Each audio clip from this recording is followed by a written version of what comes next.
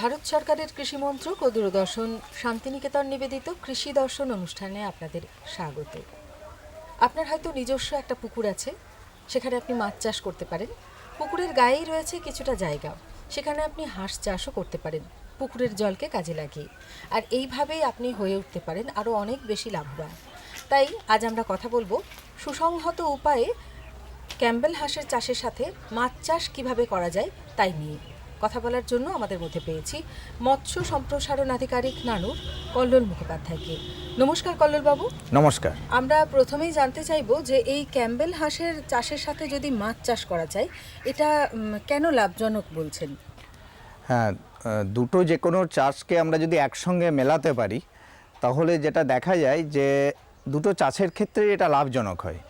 অর্থাৎ মাছ চাষের ক্ষেত্রে যেটা সুবিধা হলো যে মাছ চাষের খরচাটা অনেক কমে যায়। কেননা এই চাষে সাধারণত আমরা বাইরে থেকে কোনো খাবার আর ব্যবহার করি না। অর্থাৎ উপজাত হিসাবে হাঁসের যে মল এটা পাওয়া যায়, এটা পুকুরের উর্বরতা বাড়াতে খুব সাহায্য করে এবং স্বাভাবিকভাবেই মাছের যে বৃদ্ধি সেটা অত্যন্ত বেশি হয়। এবং শুধু তাই নয়, পুকুরের যে পরিবেশ সেই পরিবেশকে বজায় রাখে এই হাঁস চাষ। স্বাভাবিকভাবে যখন কোনো চাষি দেখে যে তাদের এই দুটো চাষকে একসঙ্গে করলে সঙ্গে সঙ্গে তার দুটোরই লাভ হচ্ছে এবং তার ফলে তার খরচ কমে যাচ্ছে, তখনই এই চাষটা তারা গ্রহণ করে। আচ্ছা, তো এই যে হাঁসের সাথে মাছ চাষ করতে গিয়ে আমরা জানতে চাইবো যে হাঁস চাষ কিভাবে করতে হবে, ক্যাম্বেল হাঁসের চাষ কিভাবে করা দরকার? ক্যাম্বেল হাঁসের চাষের প্রথম দিকটা একটু ভালোভাবে নজর রাখতে হবে। 5 দিনের বাচ্চাকে আমরা এখানে আনিয়েছি এবং 5 দিনের বাচ্চার যে কেয়ার সেটা খুব ভালোভাবে হওয়া দরকার। প্রথমত খেয়াল রাখতে হবে যে জায়গাতে আমরা হাঁসটাকে রাখবো, হাঁসের বাচ্চাগুলোকে, সেখানে যেন স্যাঁতস্যাঁতে ভাব না থাকে। মেঝে খড়ের কুচি দিয়ে বিছানা করে দিতে হয় এবং যেহেতু হাঁসের বাচ্চার বয়স 5 দিনের মধ্যে, প্রথম অবস্থায় একে বাইরে থেকে তাপ দিয়ে রাখতে হয়। সাধারণভাবে আমরা প্রতি 9 বর্গফুট জায়গায় একটা করে ইলেকট্রিক বাল্ব 100 ওয়াটের ঝুলিয়ে রাখা হয়েছিল এবং মাটি থেকে 1.5 ইঞ্চি উচ্চতায় কমপক্ষে, এবং অনেক ক্ষেত্রে এটার উচ্চতা আমরা 1.5 ফুট পর্যন্ত করেছিলাম। পরবর্তী ক্ষেত্রে এদের বয়স যখন 15 দিন হয়েছে তখন এই বাল্বগুলোকে আমরা সরিয়ে নিয়েছিলাম। এখন প্রতি 18 বর্গফুট জায়গায়, অর্থাৎ 6 ফুট ইন্টু 3 ফুট এই রকম জায়গায়, যেটা 1 সপ্তাহের বাচ্চা সেটা আমরা 100টা রেখেছিলাম সর্বাধিক। এবং পরবর্তী ক্ষেত্রে যখন এই বাচ্চাগুলোর বয়স 2 সপ্তাহতে পড়লো, অর্থাৎ 8 দিন থেকে 15 দিনের মধ্যে এদেরকে প্রতি 18 বর্গফুট জায়গাতে 75টা করে আমরা রাখতে পেরেছিলাম। তাতে করে দেখা গেছে যে এদের কোনো অসুবিধা হয়নি। কিন্তু যখন এদের বয়স আস্তে আস্তে বাড়তে থাকলো, যখন 2 মাসের কাছাকাছি এলো, তখন এদের জন্য আলাদা একটা ঘরের ব্যবস্থা করতে হয়েছে এবং সেখানে প্রতি হাঁসের জন্য 3 বর্গফুট করে জায়গা আমরা রেখেছি। যেহেতু এরা বাইরেও যায়, অর্থাৎ খাবারের জন্য পুকুরে এদেরকে ছেড়ে দেওয়া হয়, আবদ্ধভাবেও ক্যাম্বেল হাঁস চাষ করা যায়, কিন্তু সেক্ষেত্রে জায়গাটা বেশি লাগে। কিন্তু যেহেতু এদেরকে আমরা পুরোপুরি আবদ্ধ রাখিনি, জলের মধ্যেও ছাড়ছি, সেহেতু 2 থেকে 3 প্রতি বর্গফুট জায়গাতে প্রতি হাঁসের জন্য জায়গা বরাদ্দ করতে হয়েছে। এইভাবে কাজটা শুরু করা হয়েছিল এবং পরবর্তী ক্ষেত্রে এদের খাবারের একটা ব্যাপার আছে। অর্থাৎ প্রথম অবস্থায় যখন এদের 1 সপ্তাহ বয়স, তখন প্রতিদিন এদেরকে 16 গ্রাম করে খাবার বাইরে থেকে দিতে হয়েছিল। তার কারণ প্রথম প্রায় 50 দিন কিন্তু জলে ছাড়া যাবে না, কোনো হাঁসকেই জলে ছাড়া যাবে না। তার কারণ এই অবস্থায় জল যদি এদের গায়ে লাগে তাহলে বেশিরভাগ ক্ষেত্রে কোনো ইনফেকশান আসতে পারে।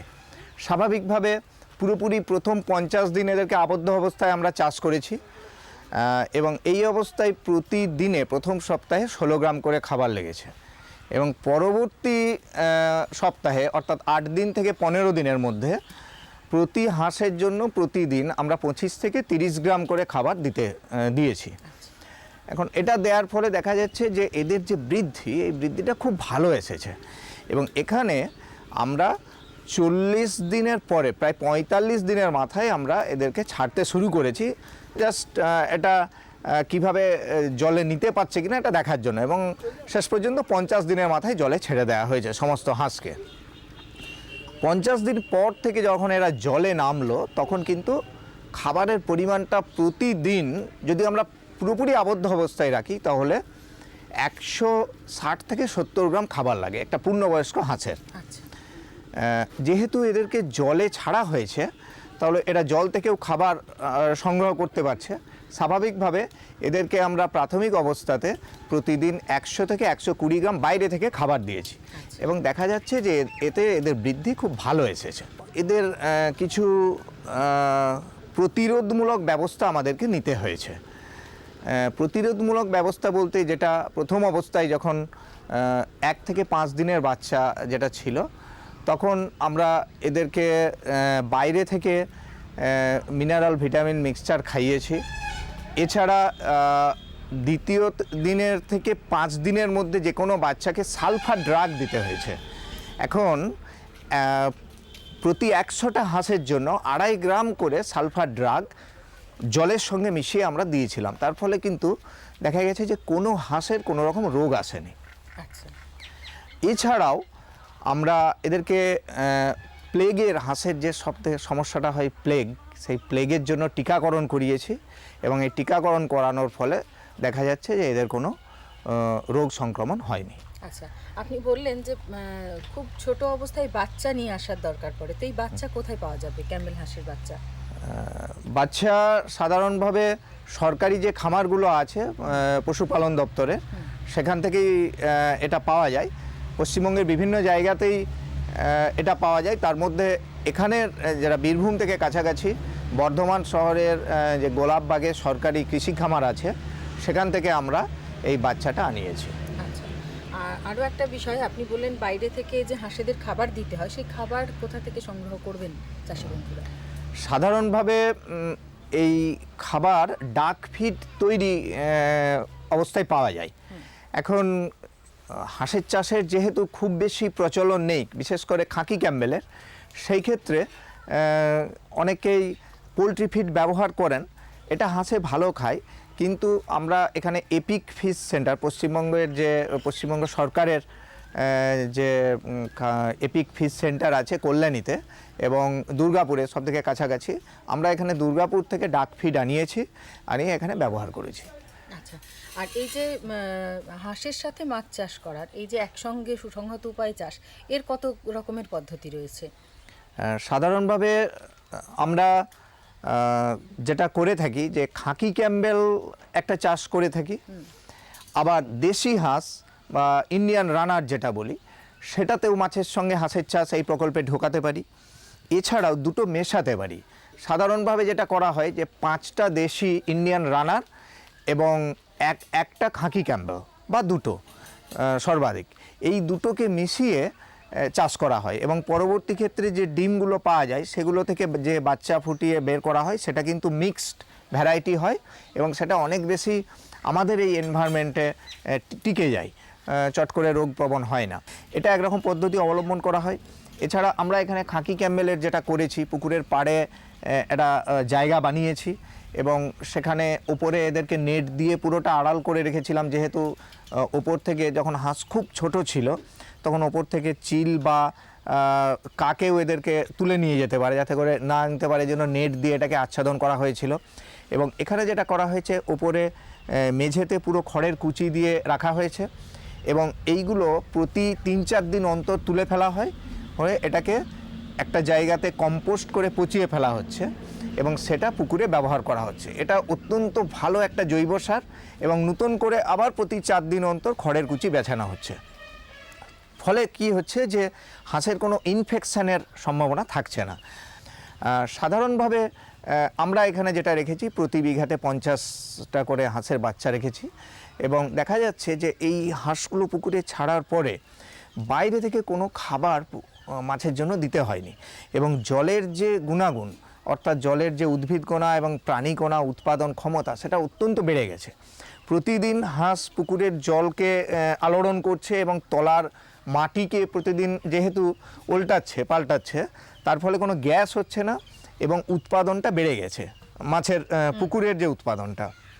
এবং যেটা লাভবান হচ্ছে চাষি, সেটা হচ্ছে মাছের যে খাবারের খরচাটা সেটা পুরোপুরি বন্ধ হয়ে গেছে। আচ্ছা, এই ধরনের চাষের ক্ষেত্রে সমস্যা কি ধরনের দেখা যায়?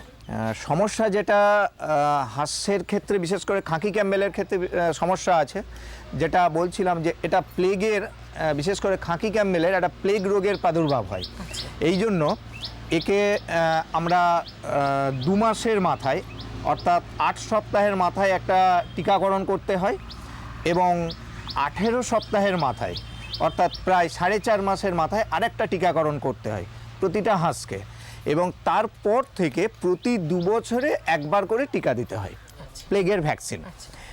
এইটা যদি আমরা দিতে পারি তাহলে কিন্তু হাঁসের যে সবচেয়ে যে বড় সমস্যা প্লেগের, যেটা আমরা অনেক ক্ষেত্রে মুরগির ক্ষেত্রে বার্ড ফ্লু বলি, সেই সমস্যাটা থেকে বেরিয়ে আসা যায়। আর দ্বিতীয়ত এদের একটা কৃমি রোগের প্রাদুর্ভাব আছে। এই কৃমিটার জন্য প্যাপাইরাজাইন জাতীয় একটা ওষুধ আছে। এটা ওই জলের সঙ্গে 3-4 ফোঁটা করে প্রতি হাঁস পিছু একবার করে যদি খাওয়ানো হয় প্রতি মাসে, তাহলে কিন্তু এই কৃমি রোগ থেকে এটা বেরিয়ে আসে। এছাড়া আরেকটা যে সমস্যা আছে সেটা হচ্ছে হাঁসের পাটা খোঁড়া হয়ে যায় অনেক ক্ষেত্রে, যেটা বাত রোগ বলি আমরা, সেটা হয়ে যায়। তা এটার জন্য একটা ওষুধ আমরা ব্যবহার করি, লাইজোমিক্স জাতীয় যে ওষুধ, সেটা যদি ব্যবহার করা যায় ঠিক সময়ে, তাহলে কিন্তু এই রোগটা থেকে মুক্তি পাওয়া যায়।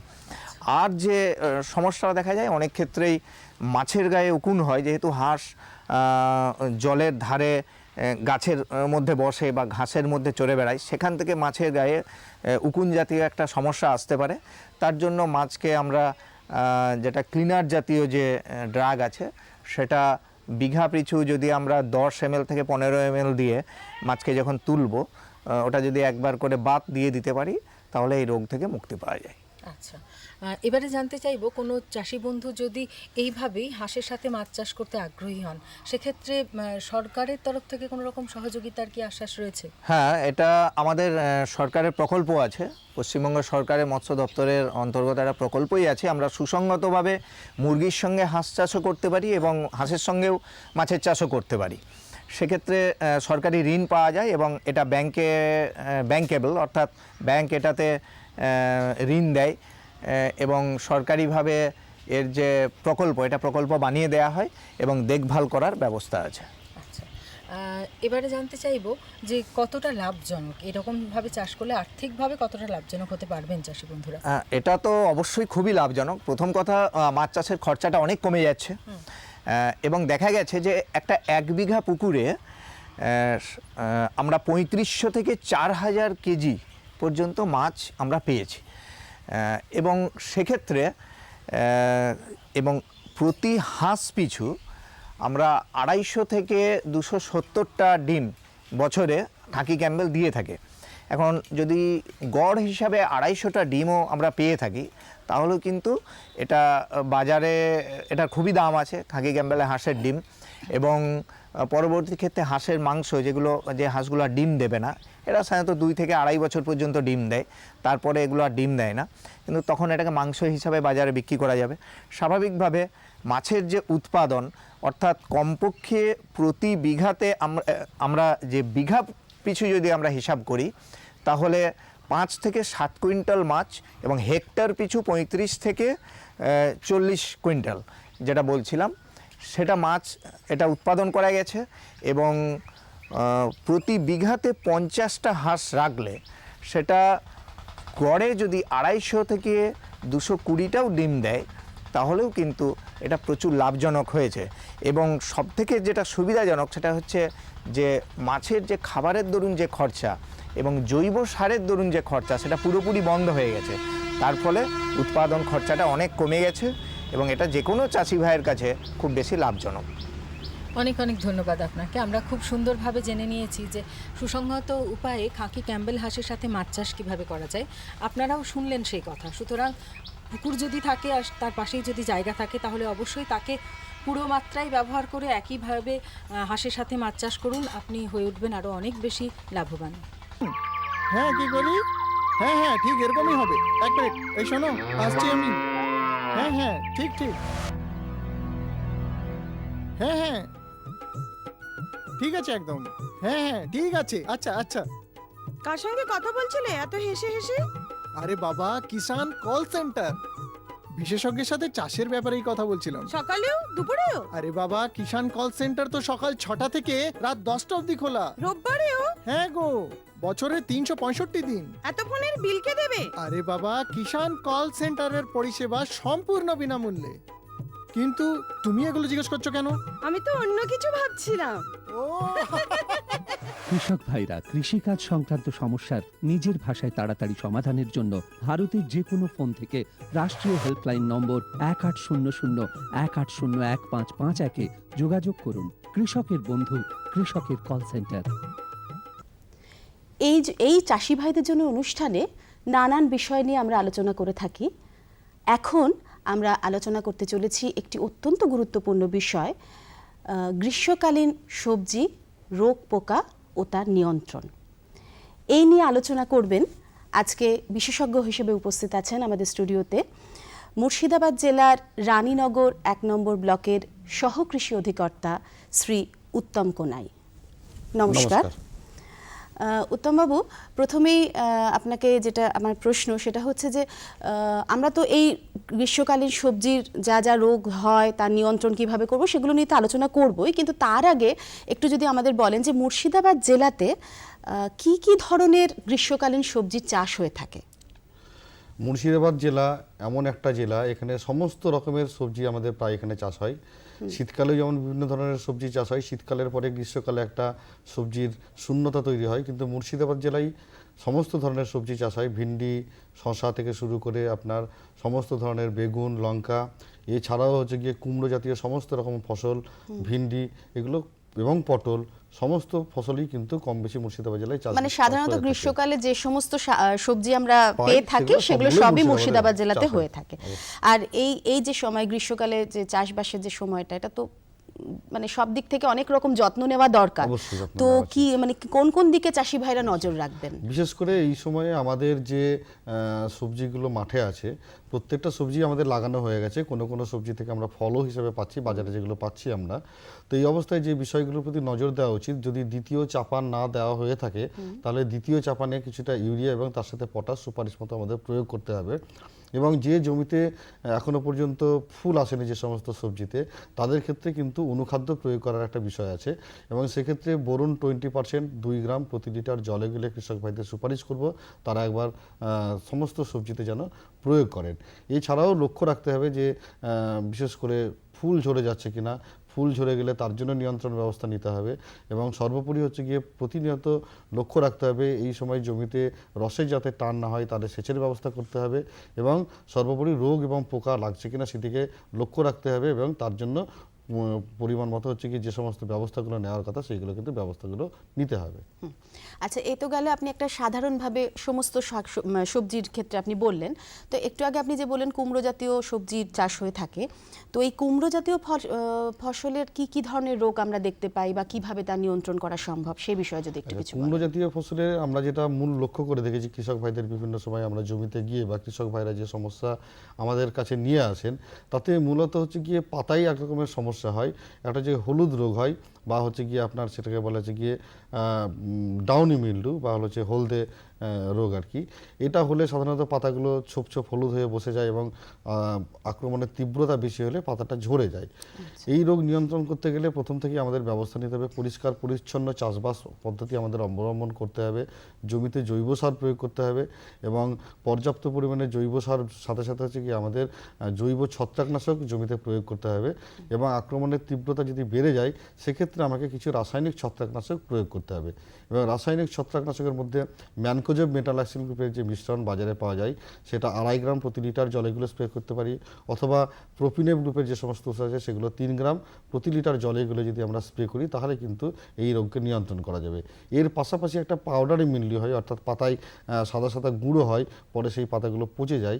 এই ধরনের সমস্যা হলেও কিন্তু আমাদেরকে আগের নিয়ন্ত্রণ ব্যবস্থার সাথে সাথে যে রাসায়নিক ছত্রাকনাশক প্রয়োগ করতে হবে তার মধ্যে অন্যতম হচ্ছে গিয়ে আমাদের ট্রাইডেমার গ্রুপের ওষুধ পাওয়া যায়, এটা 1 ml প্রতি লিটার জলেগুলো যদি স্প্রে করা যায়, অথবা হচ্ছে গিয়ে থায়োফেনেট মিথাইল, এটাও বাজারে পাওয়া যায়, এটা 1 গ্রাম প্রতি লিটার জলেগুলো যদি স্প্রে করি তাহলে কিন্তু এই পাউডারে মিললি রোগকে নিয়ন্ত্রণ করতে আমরা পারবো। আচ্ছা, আর এই যে বেগুন বা লঙ্কা গাছ, এখানে অনেক সময় দেখা যায় যে গোড়াগুলো পচে যাওয়ার সম্ভাবনা একটা থেকে থাকে, তো এটা কেন হচ্ছে বা কিভাবে এটাকে? এটা মূলত বেগুন এবং লঙ্কার ক্ষেত্রে ছত্রাকজনিত একটা সমস্যা, এবং বীজতলা থেকেই কিন্তু এর জন্য আমাদের ব্যবস্থা নিতে হবে। যে জায়গায় আমরা বীজতলা তৈরি করছি তার মাটিটাকে আমাকে প্রথমে শোধন করে নিতে হবে। আমরা রাসায়নিক উপায়ে ছত্রাকনাশক দিয়ে শোধন করতে পারি, অথবা জৈবিক ছত্রাকনাশক দিয়ে এটা শোধন করতে পারি। আমরা লক্ষ্য করে দেখেছি, আমরা মাঠে গিয়ে কৃষক ভাইদের জৈবিক ছত্রাকনাশক দিয়ে এখন খুব ভালো কাজ করছে, এবং এক্ষেত্রে কৃষক ভাইদেরকে সুপারিশ করব যে বীজতলাটা তৈরি হবে সেটা 3 মিটার লম্বা এবং 1 মিটার চওড়া যদি বীজতলা হয়, সেক্ষেত্রে 20 কেজি গোবর সারের সাথে আরও 10 কেজি হচ্ছে কেঁচো সার মিশিয়ে 150 গ্রাম সিউডোমোনাস ফ্লোরোসেন্স এবং 150 গ্রাম ট্রাইকোডার্মা ভিরিডি মিশিয়ে যদি বীজতলাতে ছড়িয়ে দিই, পরবর্তী ক্ষেত্রে কিন্তু আমরা এই যে ছত্রাকের সমস্যা, সেই ছত্রাকের সমস্যার আক্রমণ কিন্তু ঘটবে না। মূলত হচ্ছে গিয়ে মাটি সংলগ্ন যে জায়গা, সেই জায়গাটা হচ্ছে গিয়ে একটা ব্যান্ডের মতো কালো হয়ে পচে যায় এবং পরবর্তী ক্ষেত্রে গাছটা আস্তে আস্তে মারা যায়। সুতরাং এই ব্যবস্থা আমাদের নিতে হবে। মূল জমিতে আমরা ট্রাইকোডার্মা ভিরিডি প্রয়োগ করার কথা কৃষক ভাইদের সুপারিশ করি, এবং মূল জমিতে তারপরে যদি এই আক্রমণ দেখা যায় সেক্ষেত্রে কিন্তু আমাকে রাসায়নিক ছত্রাকনাশকের দিকে যেতে হবে, এবং সেক্ষেত্রে খুব ভালো কাজ করে ম্যানকোজেব এবং কার্বেন্ডাজিম গ্রুপের মিশ্রণ বাজারে পাওয়া যায়, সেটা 2 গ্রাম প্রতি লিটার জলেগুলো স্প্রে করতে হবে, অথবা আরও ভালো কাজ হবে মেটানেক্ট্রিন এবং ম্যানকোজেব গ্রুপের যে মিশ্রণ বাজারে পাওয়া যায়, এটা 2.5 গ্রাম প্রতি লিটার জলেগুলো স্প্রে করতে হবে, এবং গোড়া সংলগ্ন মাটিকে খুব ভালোভাবে ভিজিয়ে দিতে হবে, তাহলে কিন্তু এই রোগটাকে আমরা সহজে নিয়ন্ত্রণ করতে পারবো। আচ্ছা, আর এই গাছগুলোতে মানে বেগুন আর লঙ্কা গাছের ক্ষেত্রেই বলছি, অনেক সময় কুকড়িয়ে যায় গাছগুলো, মানে সেটা কেন হচ্ছে? এইটা গোটা পশ্চিমবঙ্গ ব্যাপী, বিশেষ করে যারা কৃষক ভাইরা লঙ্কা এবং বেগুনের চাষ করে তাদের ক্ষেত্রে একটা খুব সমস্যা এটা। এই সমস্যা প্রতিকার করতে গেলে প্রথম থেকেই কিন্তু বীজতলা থেকে আমাকে ব্যবস্থাগুলো গ্রহণ করতে হবে। যে সমস্ত জায়গাতে এই ধরনের সমস্যা আসছে সেই সমস্ত জায়গায় বীজতলা তৈরি থেকে আমাদের বিশেষ যত্ন নিতে হবে, এবং সম্ভব হলে বীজতলাতে আমাকে দানা বীজ প্রয়োগ করতে হবে, এবং দানা বীজ প্রয়োগ করার পরে আমাকে বীজগুলো যে ফেলছি সেখানে হচ্ছে গিয়ে আমার ভালোভাবে হচ্ছে গিয়ে জমির মাটিটাকে সমতল করে নিয়ে, এবং তারপরে হচ্ছে গিয়ে আমাকে বীজগুলো ফেলতে হবে। সর্বোপরি যেটা হচ্ছে গিয়ে এই যে বাহক পোকা এক রকমের, যারা হচ্ছে গিয়ে এই গাছে বসে এবং তারা হচ্ছে গিয়ে এই রোগটা সংক্রামিত করে যায়, আসলে এক প্রকার বাহক পোকার মাধ্যমে কিন্তু এই কোঁকড়ানো রোগটা সংক্রামিত হয়। সেইটাকে নিয়ন্ত্রণ করার জন্য যদি বীজতলাতে আমরা মশারির ব্যবস্থা করতে পারি, নেটের ব্যবস্থা করতে পারি, তাহলে কিন্তু এটা অনেকটাই আমরা নিয়ন্ত্রণ করতে পারবো। এবং প্রতি 15 দিন পর পর আমরা অন্তর্বাহী কীটনাশক কৃষক ভাইদের সুপারিশ করি যাতে প্রয়োগ করা হয়। অন্তর্বাহী কীটনাশকের মধ্যে থায়োমিথাক্সাম গ্রুপের ওষুধ আছে, এটা 1 গ্রাম প্রতি লিটার জলে এগুলো স্প্রে করতে পারি, অথবা ইমিডাক্লোরপিড গ্রুপের ওষুধ আছে, এগুলো 1 ml প্রতি 3 থেকে 4 লিটার জলে এগুলো যদি স্প্রে করি, এবং প্রতি 15 দিন পর পর কিন্তু আমাকে এই অন্তর্বাহী কীটনাশকটা প্রয়োগ করতে হবে। তাহলে এই যে বাহক পোকা যাদের মাধ্যমে এই কোঁকড়ানো রোগটা সংক্রামিত হচ্ছে তাদেরকে নিয়ন্ত্রণ করতে হবে, তাহলেই কিন্তু এই রোগটা নিয়ন্ত্রণ করা যাবে। এবং সর্বোপরি যেখানে এই ধরনের সমস্যা শুরু হয়েছে সেই গাছগুলোকে তুলে ফেলে অন্যত্র জায়গায় গিয়ে পুড়িয়ে ফেলতে হবে, যাতে ওই ধরনের সংক্রমণের সম্ভাবনাটা অনেকাংশে কমে যায়। কৃষক ভাইরা যদি এই ব্যবস্থা নেন তাহলে কিন্তু এই রোগ বিশেষ করে প্রতিকার পাওয়া যেতে পারে। আচ্ছা, গ্রীষ্মকালে একটা অত্যন্ত গুরুত্বপূর্ণ সবজি হচ্ছে পটল।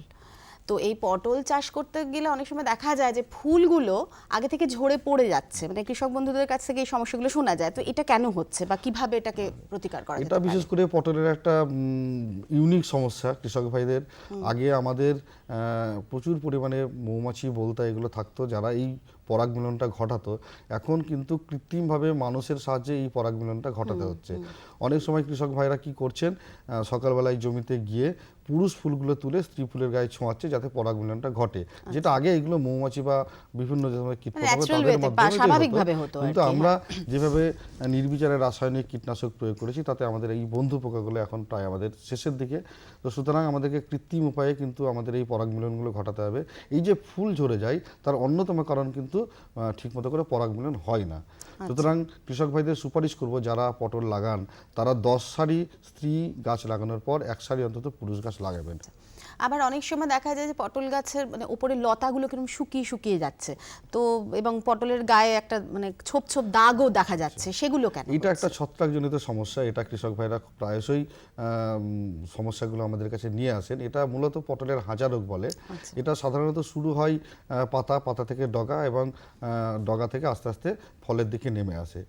এবং কৃষক ভাইদের সুপারিশ করব, যারা অন্তত মাটিতে পটল লাগান তাদের ক্ষেত্রে কিন্তু এই সমস্যাটা বেশি। যারা মাচাতে লাগান তাদের কিন্তু এই সমস্যা খুব বেশি থাকে না, তবুও হচ্ছে গিয়ে ছত্রাকের আক্রমণ ঘটতে পারে। তার জন্য যেটা করতে হবে, যে লতাটা আমরা লাগাচ্ছি সেই লতাটাকে কিন্তু ব্লাইটক্স 4 গ্রাম প্রতি লিটার জলে গুলে নিয়ে লতাটাকে শোধন করে নিতে হবে।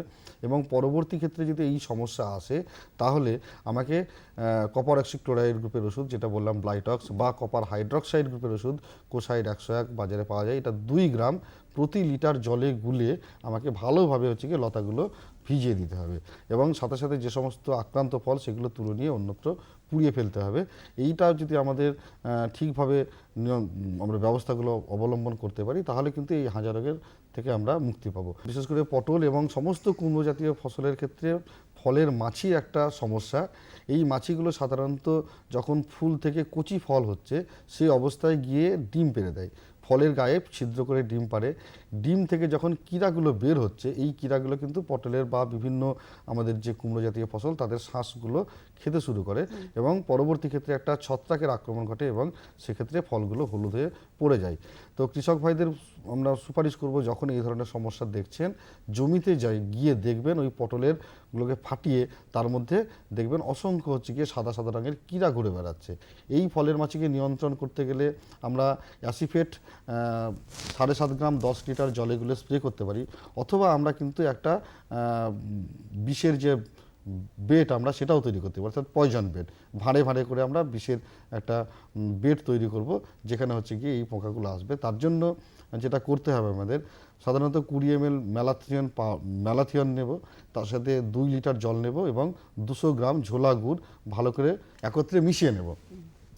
এইটা যদি মিশিয়ে নেওয়ার পরে কয়েকটি জায়গায় আমরা পাত্রে, যেখানে হচ্ছে গিয়ে এই ফুলগুলো থেকে ফলগুলো আসছে, 1 বিঘা জায়গায় যদি আমরা 20 থেকে 25 জায়গায় মাটির ভাঁড়ে করে রেখে দিই, তাহলে এই যে ঝোলা গুড় এর যে একটা গন্ধ, এই গন্ধের জন্য কিন্তু রাত্রের দিকে বিশেষ করে এই মাছিগুলো আসে, এবং এই ঝোলা গুড়ের গন্ধে আকৃষ্ট হয়ে মাছিগুলো কিন্তু ওই যে বিষ আক্রান্ত যে রস তার মধ্যে বসবে এবং সেগুলো খেয়ে কিন্তু মারা যাবে।